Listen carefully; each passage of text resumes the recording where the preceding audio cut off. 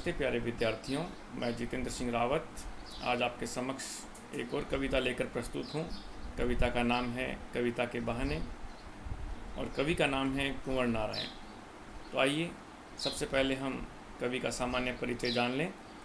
कुंवर नारायण आधुनिक हिंदी कविता के सशक्त हस्ताक्षर हैं। ये तीसरे शतक के प्रमुख कवि हैं। इनका जन्म 19 सितंबर 1927 को फैजाबाद उत्तर प्रदेश में हुआ। निधन 15 नवंबर 2017 को नई दिल्ली में हुआ। सन 1950 के आसपास इन्होंने काव्य लेखन की शुरुआत की। प्रारंभिक शिक्षा घर पर ही हुई और उच्च शिक्षा लखनऊ विश्वविद्यालय से पूर्ण की। आइए इनकी कुछ काव्यगत विशेषताएं जान लें। कुंवर नारायण जी ने कविता को अपने सृजन कर्म में सबसे अधिक प्राथमिकता दी। उनकी कविताओं में आपको संयम, परिष्कार और साफ सुथरापन मिलेगा। कहीं भी आपको व्यर्थ का उलझाव नहीं मिलेगा, कहीं भी अखबारी स्त्रीपन नहीं मिलेगा। और ये एक नगरीय संवेदना की कवि हैं। आपको इनकी कविताओं में, इनकी रचनाओं में आपको अधिकतर नगरीय जीवन आपको देखने को मिलेगा। वहाँ का तनाव, वहाँ का ऊहापोह वो आपको पूरी व्यंजकता के साथ आपको देखने को मिलेगा। इनकी तटस्थ वितराग दृष्टि, नोच खसोट, हिंसा प्रतिहिंसा से सहमे हुए एक संवेदनशील मन के आंदोलनों के रूप में पढ़ी जा सकती है। तो आप इनकी कविताओं को जब पढ़ेंगे तो आपको इनकी कविताओं में एक बहुत अलग अलग तरह की वैरायटी देखने को मिलेगी, और वो भी नगरीय जीवन की। जहाँ नगरीय जीवन में जिस प्रकार के ऊहापोह हैं, हिंसा प्रतिहिंसा है, नोच खसोट है, वो सब आपको इनकी काव्य में, इनकी रचनाओं में देखने को मिलेगा। तो अब पहले जान लें कि इनकी मुख्य रचनाएं कौन कौन सी हैं और कौन कौन से सम्मान इनको मिले हैं। तो सबसे पहले इनकी कुछ काव्य संग्रह चक्रव्यूह, जो 1956 में प्रकाशित हुआ। परिवेश हम तुम, आमने सामने, कोई दूसरा नहीं, इस पर इन्हें साहित्य अकादमी पुरस्कार मिला है। इन दिनों प्रबंध काव्य इनका आत्मजयी है, जो इनकी लोकप्रियता का सबसे मील का पत्थर साबित हुआ। कहानी संग्रह में आकारों के आसपास समीक्षा है इनकी आज और आज से पहले। कुछ मेरे साक्षात्कार के नाम से भी इनकी रचना प्रकाशित हुई है। इन्हें प्रमुख सम्मान में कबीर सम्मान, व्यास सम्मान, लोहिया सम्मान, साहित्य अकादमी पुरस्कार और हिंदी का सबसे बड़ा सम्मान हिंदी ज्ञानपीठ पुरस्कार भी इन्हें 2005 में मिल चुका है। केरल का कुमारन आसान पुरस्कार भी इन्हें मिल चुका है। अब इस कविता का थोड़ा प्रतिपाद्य जान लें कि इस कविता में क्या बताया गया। देखिए, कविता के जो बहाने कविता है, एक बहुत छोटी कविता है। इसमें कवि के कविता संग्रह जो है इन दिनों, इससे इस कविता को लिया गया है। और आज के समय में जब यांत्रिकता, नगरीय जीवन में भागदौड़ और जिस प्रकार का एक यांत्रिक जीवन बन गया है, उसमें कई साहित्यकारों ने, कई लोगों ने ये आशंका प्रकट की थी कि कविता का अस्तित्व अब धीरे धीरे समाप्त हो जाएगा, लोगों के पास समय ही नहीं रहेगा। तो ऐसे में यह कविता की अपार संभावनाओं को टटोलने का अवसर देती है। और कवि कविता की यात्रा के बारे में बताता है, जो उसने चिड़िया से लेकर फिर फूल और उसके बाद बच्चे तक इस कविता को एक यात्रा के रूप में दिखाया है। और कवि का मानना है कि जहाँ कहीं भी रचनात्मक ऊर्जा होगी, जहाँ कहीं भी कविता में कुछ नयापन होगा जो लोगों के लिए लाभदायक होगा, तो वो सभी सीमाओं को तोड़ता हुआ और अपने आप को सार्थक सिद्ध करेगा। तो अब देखते हैं कविता का मूल भाव, जो अपनी पाठ्य पुस्तक में लिखा गया है कि इसमें एक यात्रा बताई गई है, चिड़िया से लेकर, फूल से लेकर बच्चे तक की। एक और प्रकृति है तो दूसरी ओर भविष्य की ओर बढ़ता हुआ बच्चा है। कहने की आवश्यकता नहीं है कि चिड़िया की उड़ान की सीमा है। चिड़िया उड़ती है, उसकी उड़ान काफ़ी ऊंची होती है, लेकिन उसकी भी एक सीमा है। फूल खिलता है, फूल खिलने के बाद वो अपनी महक छोड़ता है, अपना पराग छोड़ता है, अपनी रंग अपना बिखेरता है, लेकिन उसकी भी परिणति एक निश्चित है। कहीं ना कहीं जाकर उसे भी मुरझाना पड़ता है। लेकिन बच्चे के सपने असीम हैं। तो कवि ने यहाँ कविता को बच्चों के खेल के साथ, बच्चों के सपनों के साथ जोड़ा है। जिस प्रकार बच्चे खेलते हैं और खेलने में उन्हें किसी प्रकार का कोई भी ध्यान नहीं रहता, किसी सीमा का बंधन नहीं होता, उसी प्रकार कविता भी शब्दों से खेलती है। और शब्दों के इस खेल में जड़, चेतन, अतीत, वर्तमान, भविष्य सब एक उपकरण मात्र बनकर रह जाते हैं। जो भाव होते हैं वही प्रमुख होते हैं। इसलिए जहाँ कहीं भी इसमें कविता में रचनात्मक ऊर्जा होगी, वहाँ सीमाओं के बंधन अपने आप टूट जाएंगे, और चाहे वो घर की सीमा हो, चाहे भाषा की सीमा हो या समय की सीमा हो। इन पूरे भावों को हम कविता पढ़ने के दौरान हम समझेंगे कि किस प्रकार कविता में जो बातें आई हैं उनको हम किसी न किसी संदर्भ से जोड़ने का प्रयास करेंगे। तो आइए पढ़ते हैं कविता। तो कवि ने कविता में क्या लिखा है आपको मैंने पहले बता दिया था कि इस कविता में चिड़िया, फिर फूल और उससे बच्चे के खेल तक इस कविता की यात्रा को जोड़ा गया है।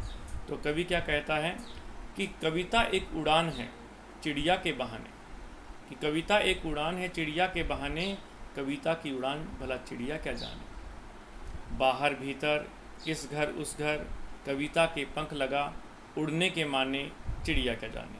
तो देखिए कवि स्पष्ट कहता है कि कविता कल्पना की उड़ान है, और इसे सिद्ध करने के लिए जो कवि है वो एक चिड़िया का उदाहरण देता है, और साथ ही चिड़िया की उड़ान के बारे में यह भी कहता है कि चिड़िया की उड़ान सीमित होती है, कि चिड़िया की एक उड़ान है और चिड़िया के बहाने, और कविता की उड़ान भला चिड़िया क्या जाने। तो कहने का मतलब है उसे एक सीमा होती है, वो उड़ती है, वो काफ़ी अंदर बाहर काफ़ी उड़ सकती है, लेकिन उसकी उड़ान व्यापक नहीं होती।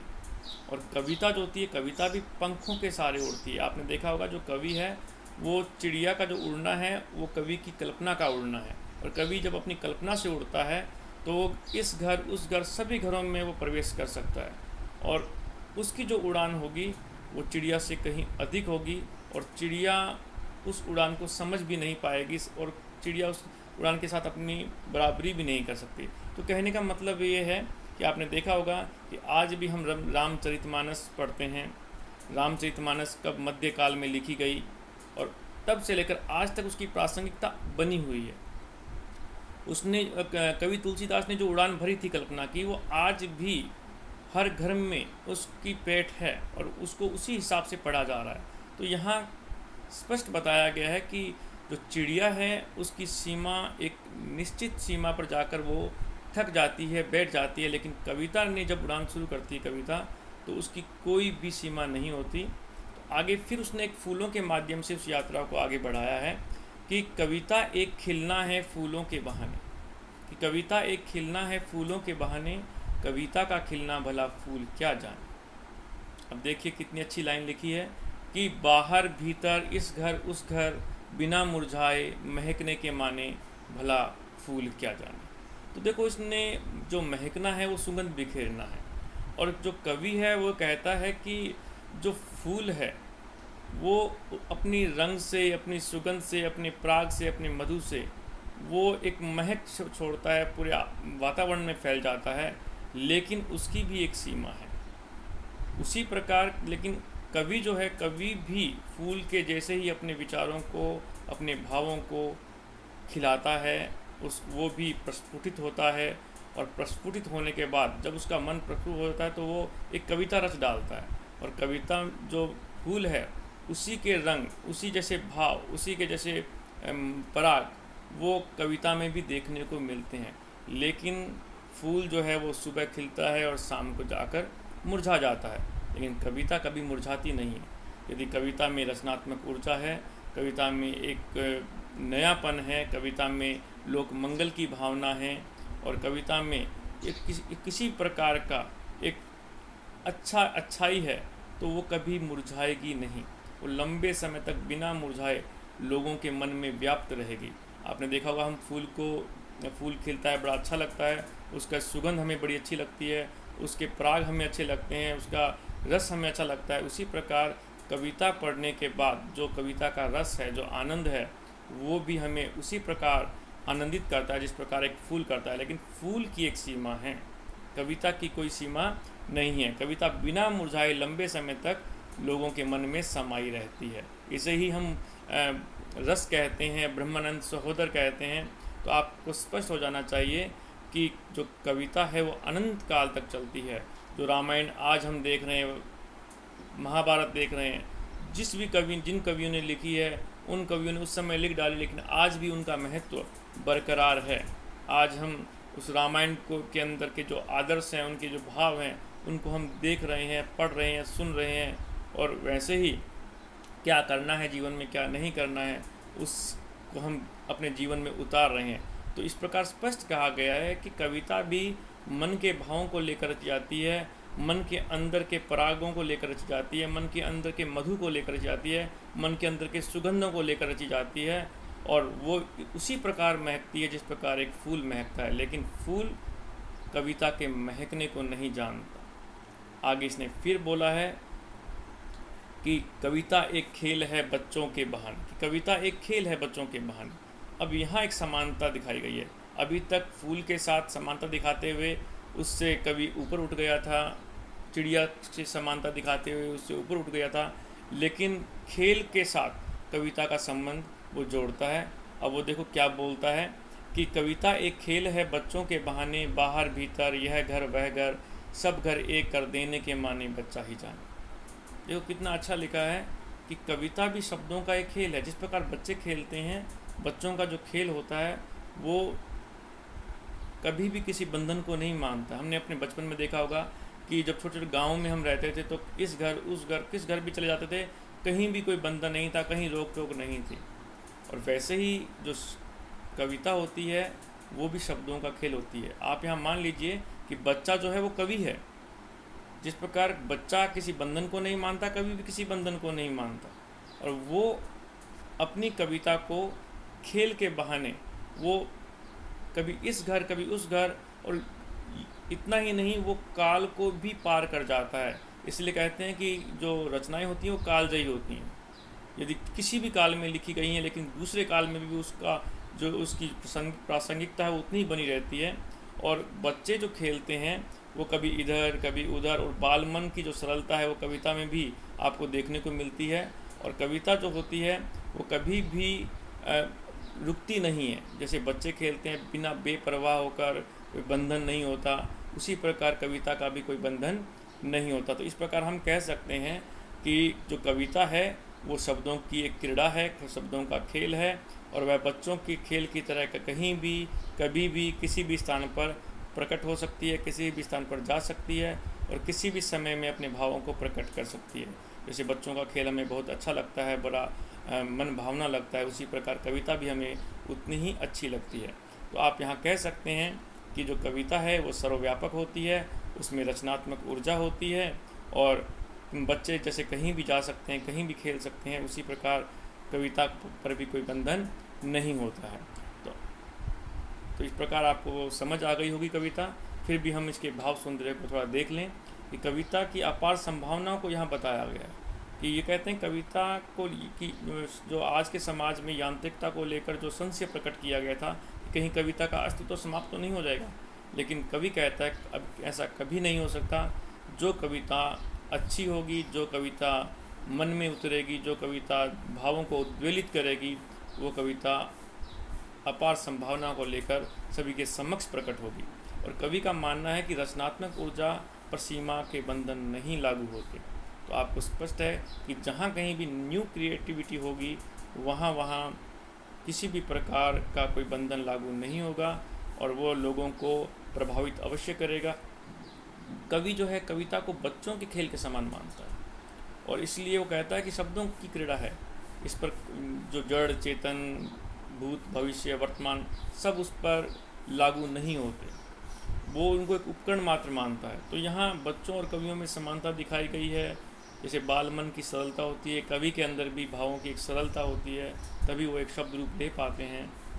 तो आप कला पक्ष की ओर देख लें, शिल्प सौंदर्य की ओर देख लें कि आपको पता है कि आप जब पढ़ेंगे इसको तो आपको कहीं भी आपको ऐसे कोई शब्द नहीं मिलेंगे जिन शब्दों से आपको लगे कि हाँ कहीं हमको शब्दकोश की आवश्यकता पड़ रही है। बड़ी सरल और सहज खड़ी बोली का प्रयोग किया गया है।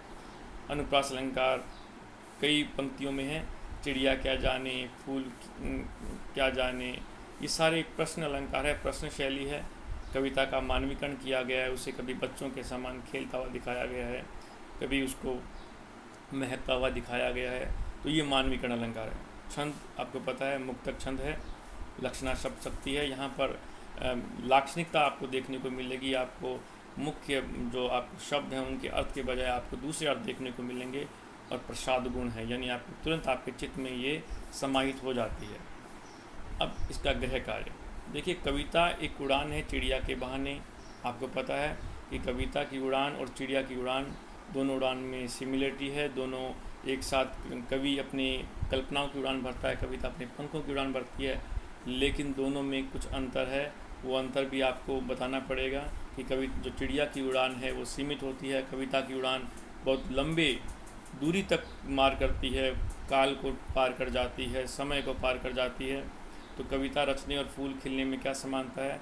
जिस प्रकार फूल एक कली से फूल प्रफुल्लित होकर या उसमें प्रस्फुटित होकर एक अपना रंग देता है, अपना खुशबू देता है, उसी प्रकार कविता भी जो कवि है उसके मन से प्रस्फुटित होकर उसके भावों को उसके शब्दों के माध्यम से वो अपना रंग, अपना मधु, अपना पराग बिखेरती है।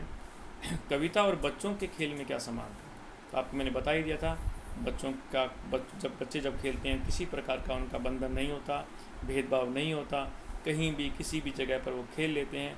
उसी प्रकार कविता भी किसी के साथ भेदभाव नहीं करती है, और वो भी दूर दूर तक खेलना जानती है और मन और लोगों के मन से, पाठकों के मन से भी खेलती है, उनको उद्वेलित करती है। और यदि कविता एक मनोरंजन और उपदेशात्मक हो या उसमें कोई मंगल भावना हो तो वो और भी आगे बढ़ सकती है।